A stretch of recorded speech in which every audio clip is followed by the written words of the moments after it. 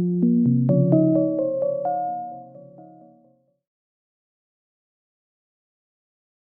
will be a demonstration of how to put together a VR 360 photograph using your phone and free applications. This image will then be uploaded to YouTube so it can be easily viewed through either a dedicated VR headset or a phone with an attachment like Google Cardboard or another 3D VR viewer. The programs we'll be using are Blender. We'll be using Google Street View app, which is available for Android and iPhones. And then we'll also be using a weird program called the Media Injector, which is a special little program from Google. So using the Google Street View app, you don't need to worry about any of the GPS features or anything like that. You just make a new image and you'll see it gives you these spots. And you just line up with the spots and it kind of guides you through putting together the panorama. And you'll see in the initial compositing of the image, images can seem to fit together quite poorly. Either the exposure will be dramatically different, or they just, like in that case, or they just don't seem to fit at all. But they will be blended at the end, though not perfectly. Here you can see after making the initial rotation, I'm angling the camera up and rotating again. Compared to using a dedicated camera, it is really handy to be able to just see what you're doing as you put the images together. And then we go up further to get the sky and continue to get the ground below. While you should try to keep your body stationary, it can help in the last few pictures of the ground to kind of dance around a little bit to try to get your feet out of the picture. So you can see in the last shot, I managed to remove my feet entirely.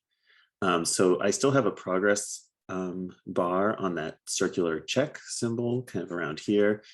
And that just means it wants me to take one more picture. I could just hit the check button, which I did here. Now you'll see there's this little yellow figure running around to indicate that it's processing the image. In my experience, I've noticed that if I leave this app while it's still processing, kind of like you can see in the picture below, it just doesn't blend it. So do wait until it finishes patching all your pictures together. And now the image is done. We do not need to post it on Google Street Views. We can just pull it up in our photos and transfer it directly to our computer. And there you see the unwrapped panorama image. So once we've made that, we're going to go into Blender. Usually Blender is used for all sorts of cool 3D modeling stuff. We're actually just going to use the video editor. So here I'll go to New, and instead of picking General, I'll pick video editing. And you can see we have a very different interface here. I'll move that. Okay. So here we have kind of a basic video editor. We've got a timeline, we have a screen, and we have a file browser. So the first thing we can do is just browse to wherever your file was. So here I'll go to downloads, and that's just where I brought in my picture from my phone. So I've got my picture right there. Before I mess with that, I'm going to go to some settings. So in these tabs over here, we've got a few different settings. We've got this little back of a camera, which is render settings. And we're just going to leave that alone for this. And then under it, there's a little icon that looks like a printer with a print coming out, and that's your output settings. So this is where we choose kind of like what our format is, what our resolution is, etc. VR has a lot of different resolutions. We don't need to export at a standard HD resolution like this. 1080, 1920 is like standard HD video. The most important thing to think about with VR video is, first off, it needs to be a 1:2 ratio. And secondly, you like the resolution to be as high as you can manage to render. VR gets stretched onto a sphere. So when you look at it through the viewer, you're only looking at a small portion of the image or video at a given time. So you actually want the resolution to be beyond HD. So we could multiply both these functions by 2 to give us something closer to 4K resolution. I'm actually just going to set it to 2000 by 4000. Looking at my timeline, I'll just click on this image, output 2, just because I have another one there, and I'll drop that onto the timeline, and there we go. We've got our image. And if I were to preview this, hitting the little play button down here, you can see it plays for a moment and then turns black. So that's no good. We don't want to export that. Blender, because it's more of an animation program than a traditional video editor, it really speaks the language of frames, which are, you know, each image in a sequence, rather than speaking the language of time code like most video editors. So rather than saying this video is about 10 seconds long, it's 250 times 24. So we want our video to be about a minute. So if we were going to do that and maintain a frame rate of 24 frames a second, we would go here where the end frame is, and we can use that special math function. And 24 frames in a second, and then a minute we know has 60 seconds. So we can just say 24 times 60. And now we know that animation will be a minute long.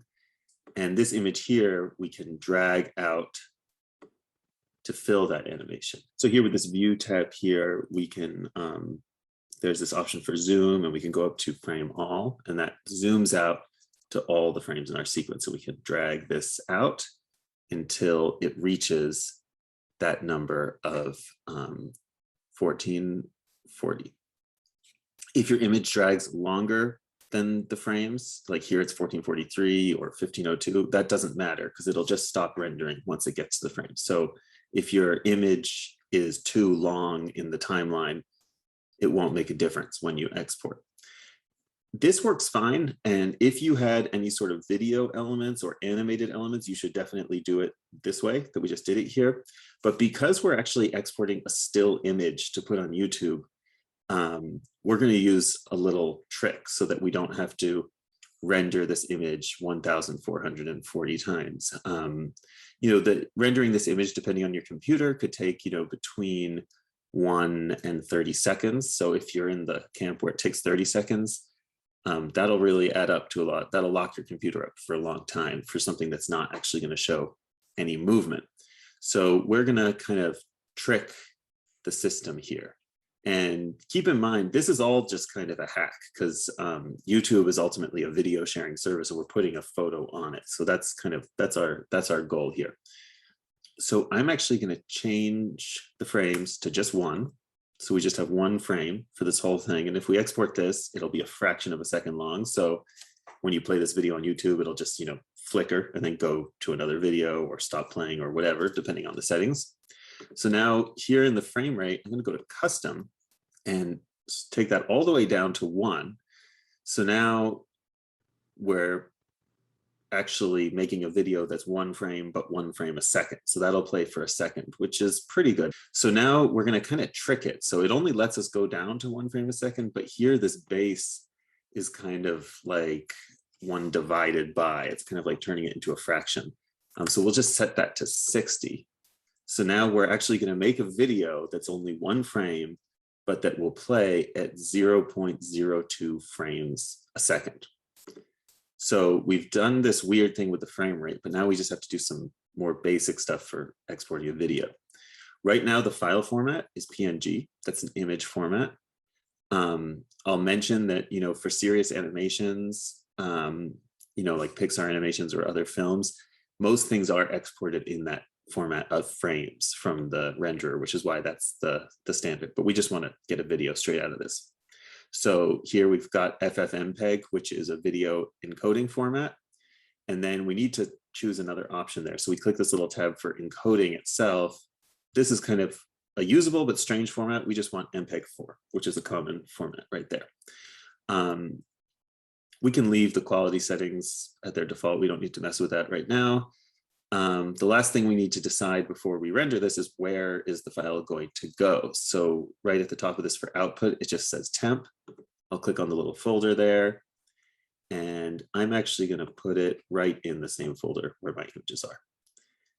So I'll hit For now, I'll just call it Pano. I'll hit accept. So now we've got our bizarre 0.02 frames a second, 2000 by 4000 pixels, FFmpeg as our file format, MPEG-4 as our encoding. We've got our file location, and we're ready to go. So we go to render animation, and it happens very quickly because there's only actually one frame to render. So that's done. If you did this at 24 frames a second and you did that, 1440 frames or whatever it was, 1400 something, this number here where it says frame would just slowly tick up until it finished rendering. And I've done it that way in the past. I actually just thought of this trick today to do it more quickly. This is just a preview window that shows you rendering as it happens. We can close that. I'm actually going to minimize Blender now because we're done with Blender. Okay, so here we have our folder with our files in it. And I also have this little program here called Spatial Media Injector. So what this program does is it adds just a little bit of metadata so that YouTube will know that this is a VR video. Otherwise, it'll just play a weird distorted image and it won't wrap around into that interactive spherical format. Could YouTube just have a box to check in the upload dialog? That seems more reasonable to me, but this is how it works. This program and the download link will be included. Here it is. It's published by Google. You can see you can download it for Mac or Windows. Because you're not getting this through the App Store, if you're on a Mac, you might have to allow the program with security settings. Now, the first time I opened this program, I was kind of baffled as what to do because we just had these blank boxes. So I guess I don't know if this is a compatibility issue with my version of macOS or what, but after scratching my head for a minute, I decided to take a chance and click this little blank button. And sure enough, that is the open dialog. So why it is that way, I don't know, but there it is. So now I'll click on our video that we already exported. If we wanted to take a peek at our video beforehand, we can. There it is. Not much to it. So we click on that video we already exported and just click open. And there it is, the file. And now the buttons have writing on them. I don't know. I don't know why it is that way. So here where it says my video is spherical, we just check that. There's these other options. My video is stereoscopic, has spatial audio. We might actually use those for other things in the future, but for now, we just need that. And we just click inject media. Here we can take the opportunity to actually rename our video. So I'm going to call it VR assignment number 1 and my name. And I'm just saving it in the same place it is. Save, and there it is. Because this is just one frame, it saves very quickly. And when we open it, it looks exactly the same. The reason it's so quick is all it's done is just added a tiny little metadata tag so that YouTube knows what to do with it. So here we can just go to YouTube. You should be logged in, and you've got a little button here for create. So you can just click that. Upload video, and then you can just drag your video, and you'll have a chance to write a description, like maybe you'll say this is in the bird sanctuary, any information that you think is useful. You can add a custom thumbnail if you want. I wouldn't bother with it for this. I'll just say this isn't made for kids, because if it's made for kids, they'll have to have someone look at it or something to make sure it's okay for kids. And then you can just go through your settings. For visibility, I would set this to unlisted. So once you hit save, it'll just go through that process. And it'll take a few minutes to process. Typically, VR videos will show up originally at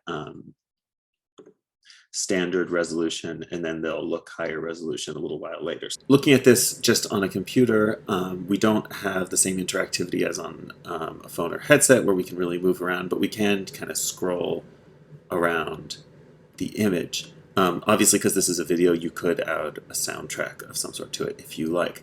You'll see here, like with this little library box, it's kind of chopped in half. The Google Street View program didn't do a great job of putting that together. I'll put together a separate video to address how to deal with that problem. When we look at these together in class, we're going to want to be able to pull them up on our headsets really quickly rather than poking around with copying and pasting links. I think it's easiest if we actually just generate QR codes. So I can have a QR code on the projector. Everyone can just point their thing at it. So to do that, just go to a QR code generator. I can make a link to this one. There are many programs. If you're on a mobile device, I think most of the browsers can just generate them natively. I'll put in the link to the YouTube video. There's the QR code. So you can just hit save. You can just call it, your name and the assignment number. PNG is fine as a format. You just save that and it'll download it directly.